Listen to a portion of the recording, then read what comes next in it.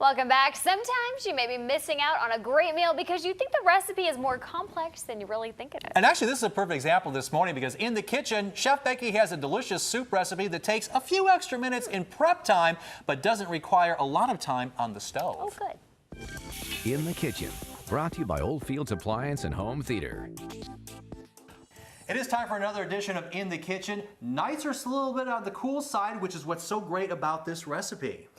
I'm Chef Becky, and today in the kitchen, I'm going to make Italian wedding soup for you. It's absolutely delicious, and it comes together in a snap. So we need to have all the ingredients ready before we start cooking. Okay, well, we're going to kind of break this down into 3 segments, the 3 steps. So what are we going to need first to get this started? For the broth, we will need 8 cups of water, 1/4 cup of reduced sodium chicken base, and I like the Better Than Bouillon brand, and 1/2 cup of finely chopped carrot. So while our water is coming to a boil, I'm going to add the finely chopped carrot and a 1/4 cup of low sodium chicken base. I'm just going to stir it so the chicken base dissolves, and then I'll just leave it alone while we start making the meatballs. For the meatballs, we need 1 cup of finely minced yellow onion, 1/2 teaspoon of minced garlic cloves, 2 large eggs, 3/4 teaspoon salt, 1/4 teaspoon black pepper, 1 teaspoon Italian seasoning, 1/4 cup of Italian breadcrumbs, 1/2 cup of Parmesan cheese, and 12 ounces of ground meat. For my version of this soup, I like to use 1/2 ground pork and 1/2 ground beef, 6 ounces of each. And that's going to give the soup a really good flavor to it. I think Absolutely. that combination of the meats there. So now, is there any order in particular that you want to get all this into our bowl here?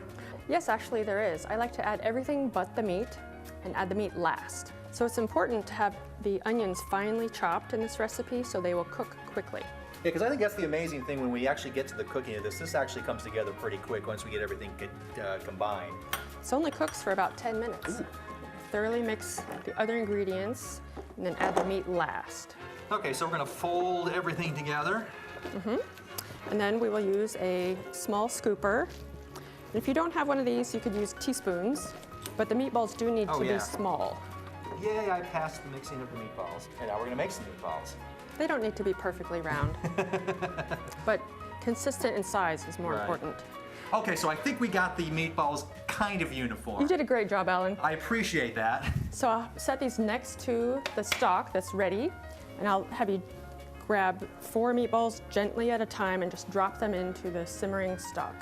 So next I need to add 1.5 cups of orzo pasta. I like to stir it gently to make sure the meatballs aren't sticking to the bottom. So I'll set my timer for 10 minutes and go ahead and chop the spinach.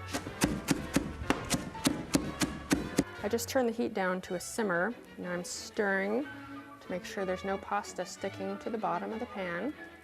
And now I'm going to add the baby spinach. So 10 minutes have passed and now our soup is ready to serve. Ah, you may think we're finished, but not yet. The last step is some Parmesan cheese. Oh, that completes it.